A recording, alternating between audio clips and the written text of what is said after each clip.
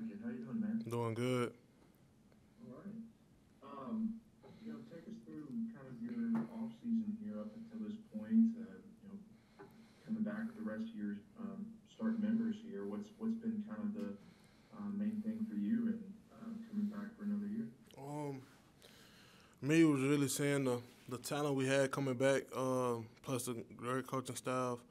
I feel like I didn't have a good place in my heart leaving the team how I left it. And in 5-on-5, I knew like the program, the university deserved more. So just that, there's a personal goal coming back and knowing we had the talent and the ability to win another national championship. So that's like been like the main goal for like me and everybody in the room as far as like the O lineman. That's like been our mindset this spring.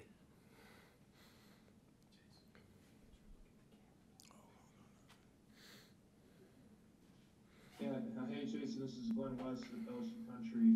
Just for you personally, just what have you been working on these last couple of months? I mean, what parts of your game do you feel like going back and looking at the film really need to be fine tuned, and just what have you really mostly been working on the last couple of months? Usually my main focal point been on finishing. Also, getting the best shape I can be in. Conditioning has also been a main focus this off season. Really just being aggressive into the play. We got a thing now. It's called like the last violent shove. So like players on the team compete on offense about who finishes, who gets the most finishes, the most, being more aggressive. So that's one thing that I focus on this off season was becoming more of aggressive, more of a, I guess, more of a anchor this year. Hey, so it's Mike Collins from Baton Rouge. I got a couple, so Brandon, don't keep me right away. But you do look good. You look thinner in the Yeah, for sure. I guess, a little bit. where are you at on your weight, and how is the knee coming back?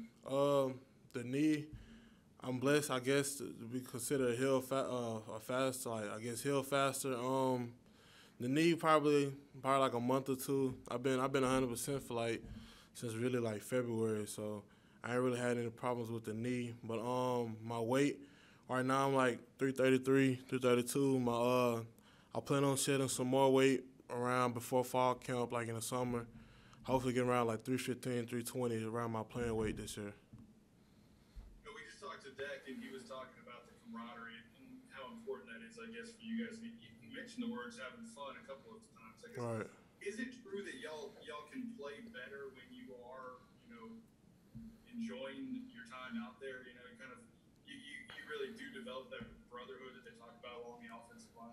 Yeah, that's one thing we kind of we missed from last year. The year we had in 2019, everybody was more closer. This year was a new lineup.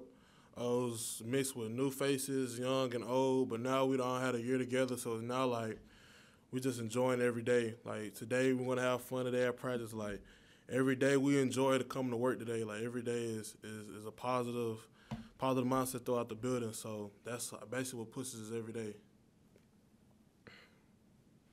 Hey Jason, Jacques from Channel 9 here in Baton Rouge. Kind of piggybacking on what Mike was just asking you. We hear about Joe Burrow and the receivers getting together and throwing all these passes during the summer and the receivers catching all these passes. What is like the offensive line equivalent of that? What can you guys do on your own during the summer and whatnot so that you're really a tight-knit group and not only, in talent but in chemistry also?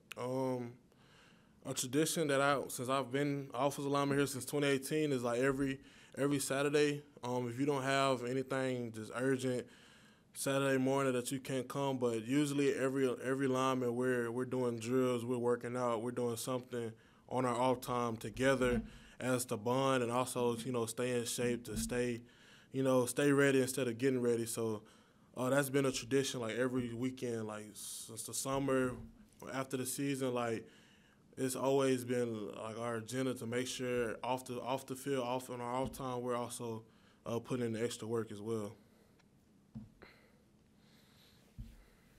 And what is kind of the pieces that you're noticing in this new offense? I mean, it seems very similar from what we've heard from others. Just what are your takeaways from seeing what's kind of being implemented here? Really, it's excitement. It's exciting to see, the installs. Exciting to see like the stuff we done worked hard for in individual and practice and meetings, and it's starting to show on the field. A lot is a lot from 2019, but it's also we realize we're not that same team, that we have to build our own culture. Like, we have to rebuild a foundation and start our own, like, new wave. But the vibes, everything, like, the energy is also it feels the same the years we won the national championship. And what is kind of the, I mean, feeling when you're out there running this, and you've got several quarterbacks going for this? I mean, your own position coach has been, been through this before in 2019. Like, had similar offense. You were part of it too. What's kind of the, I don't know, how do people approach it? How do you feel and confidence about it? It's just it's joyful. It's just Coach O did a good job recruiting players and coaches for his coaching style. I think one thing, it was holes that we needed in his offense for us to show, and I feel like we made the right decisions as a program, getting those hires. Like Coach Peetz, like, since day one, like, he's become our favorite coach. Like, I can come to him with anything off the field, on the field, and I know that he's gonna push me. He pushes me to even become a better leader. So just him being here, since he's been here, I've seen the impact he's made on my career already. It was just in the spring, so. That's pretty cool to hear. Yeah. I guess a lot of what I'm hearing also is the leadership vibe is back. I mean, can you see the difference, I guess, from a year ago to this year? It's a lot of kind of everything right. It's a lot of. I mean, everything that you were missing, I guess, from last year, right? I guess COVID kind of played a factor, because we started off spring, but we never like finished it. So like spring right now is where you find, I guess, like the true leaders of the team, where everything gets tough. Like, of course, when spring first started, everybody's back getting ready to play, but now we're in mid-spring where everybody's body's aching. Some people don't want to go, whatever. But now it's like you get to see who's really, like, who you can count on in the fall. And I feel like it's the team right now, how it's looking. When things get tough, we all revolve around each other. It's never like last year was more. I guess it was hard using like a team because we all was separated for months. But now, like, this team, like, this chemistry, like, this is the most unselfish team I've been part of since, like, me playing sports. And, like, that's just, it's nothing for us. We chose as a team to decide to, take this next step and go get what we deserve. We'll go 2 more questions. We'll finish with Brooks and Derek. Chasen, I'm trying to think in my mind how often we may have gotten a chance to talk to you. I don't know. Yeah, I'm curious about you. I mean, one of the things that kind of tipped me maybe about your personality is that your number is 57. Your right. 50. Did you pick that? I came to LSU as a defensive lineman, and my number was number 52.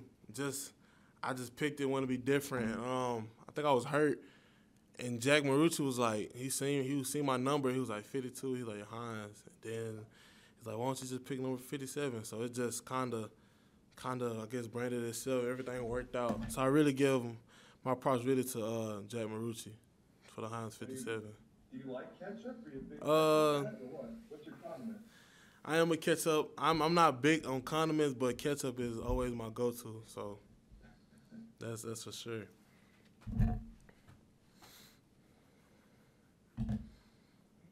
Hey, Chasen. You mentioned an opportunity this spring to see who some of these guys you can rely on in the fall and stuff like that. And outside of so many known commodities coming back, like y'all's offensive line starters and all that, who have been some guys that maybe have really impressed you or kind of gained a lot of respect really quickly, whether newcomers, freshmen, maybe other young guys that are just taking a big step forward? As far as like me being an older person, I start looking at more as a team and how like each position affect each, So really just off the offensive wise, walk-on receiver, Evan Francione, every day he comes in. He's the first one here, the last one to leave. He never complains, always works hard, makes plays. Every time his number's called, he always answers. Him, even on the D-line, I go against him every day. That's Mason Smith. He's a great talent. He's a young kid. for him to be that young, and his IQ right now is special. He has a lot of tools that I've seen across the SEC that most players don't have. So him, I guess showing up, the offensive line itself, young guys like Anthony Bradford, he pushes me every day. He's the reason why I compete the way I do, to act the way I act, because I know I have someone behind me that's ready for his name to be called, even him himself. So I feel like this year will show what needs to be shown. Everybody's working. Everybody's trying to get to that same goal, and really, just the competition level. We're going to see like the cream rises to the crop, as Coach O said. So we're going to see, what's all said and done when the season comes. Thank you, Chase.